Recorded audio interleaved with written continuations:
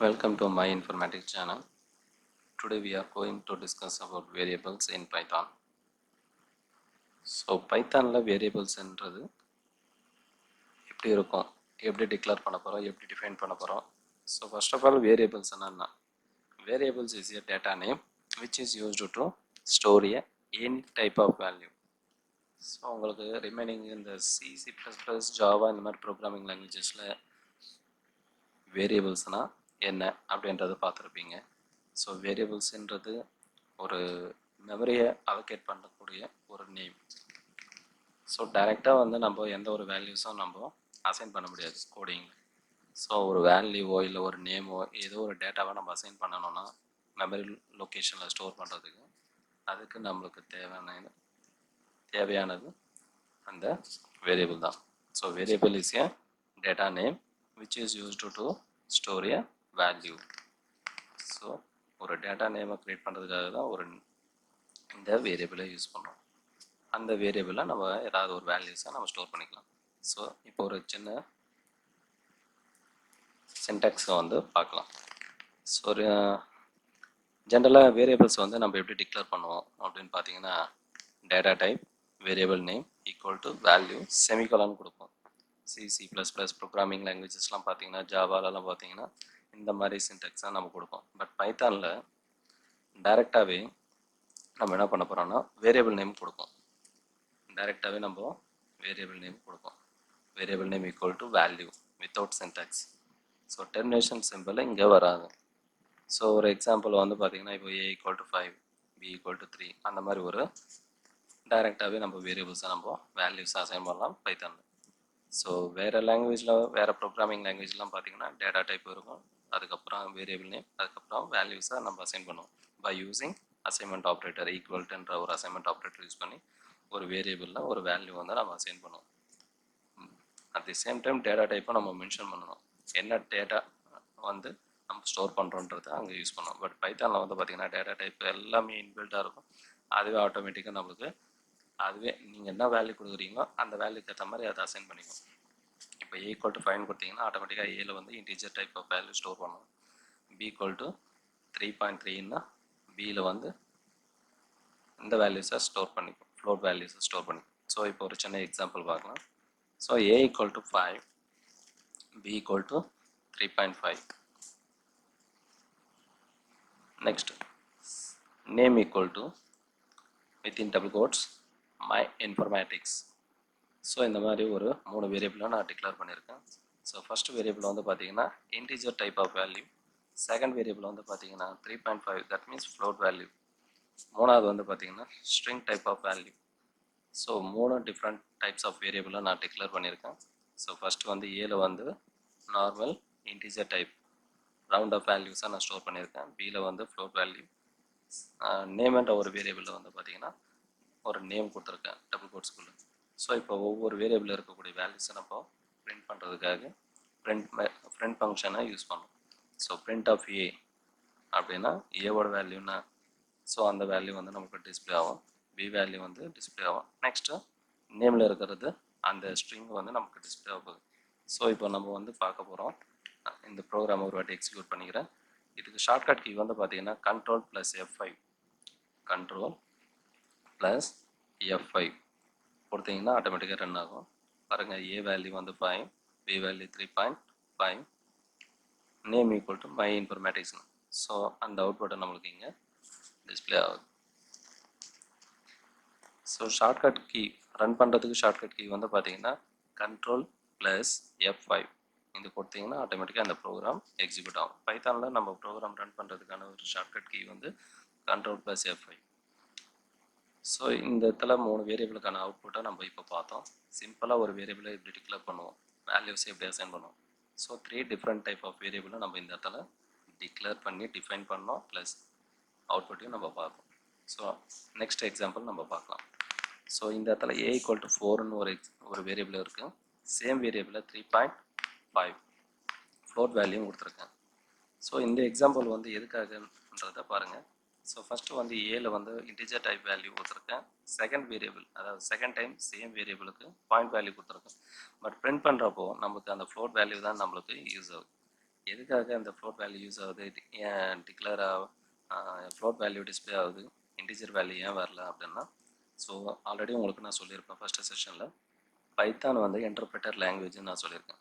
So interpreter லாங்குவேஜ்னால் line by லைனாக execute ஆகும்.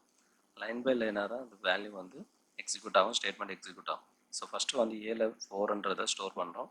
Next time வந்து பார்த்தீங்கன்னா A = 3.5, அப்போ 400 ரீப்ளேஸ் ஆகிட்டு 3.5 தான் ஏல அந்த மெமரியில் போயிட்டு ஸ்டோர் ஆகுது.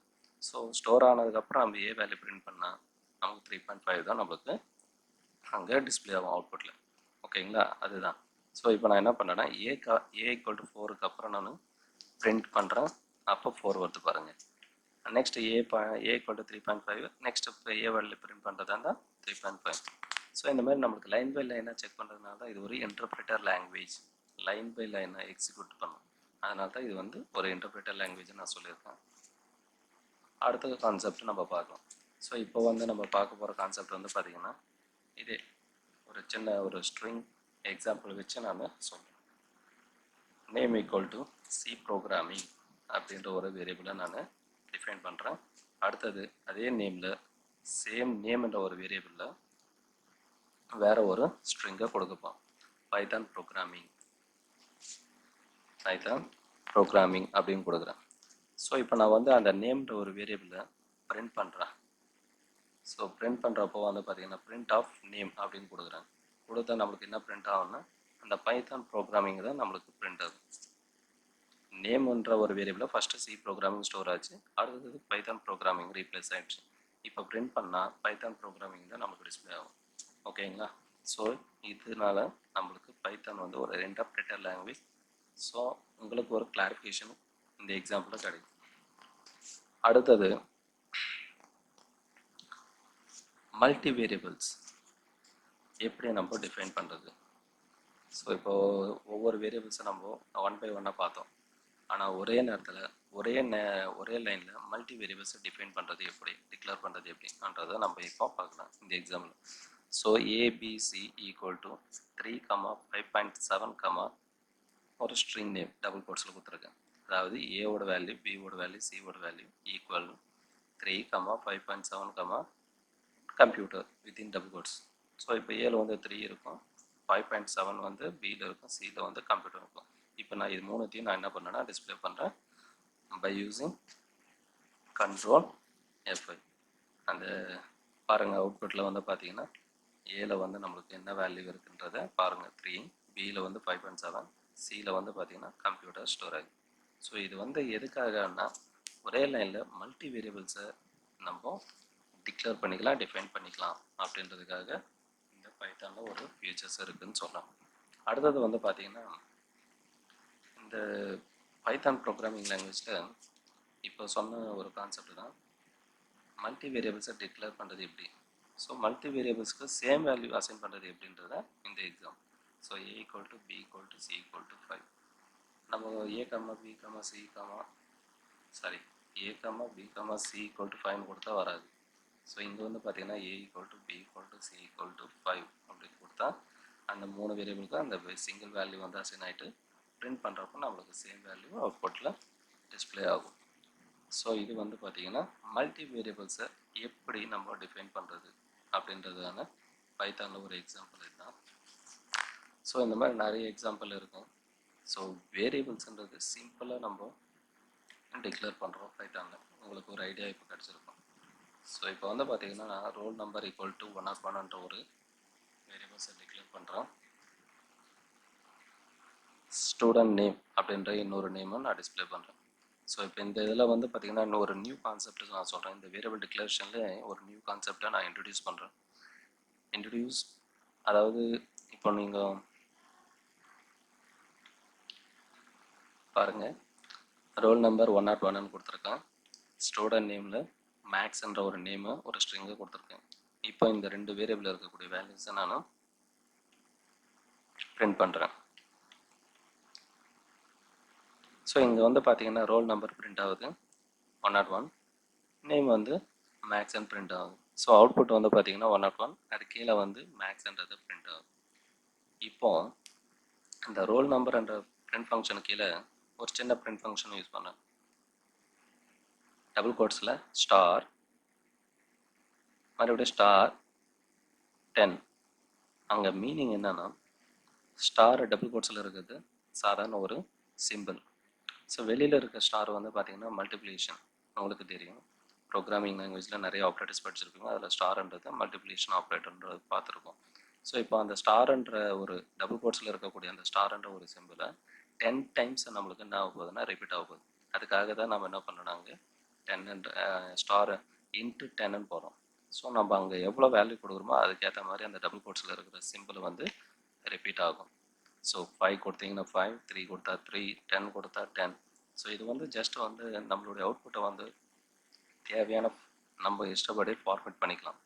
ஒரு சின்ன டிசைனிங் மாதிரி ஒரு அண்டர்லைனோ ஒரு சிம்பிளோ இல்லை வேறு எதுனா வந்து நம்ம க்ரியேட் பண்ணிக்கிறதுக்காக இந்த சின்ன ஒரு கான்செப்டை பைத்தானில் இருக்குது. இந்த பைத்தானில் வந்து பார்த்திங்கன்னா நிறைய அட்வான்டேஜஸ் இருக்குது. ஸோ அந்த கான்செப்டை நம்ம பார்க்கலாம். தேங்க்யூ.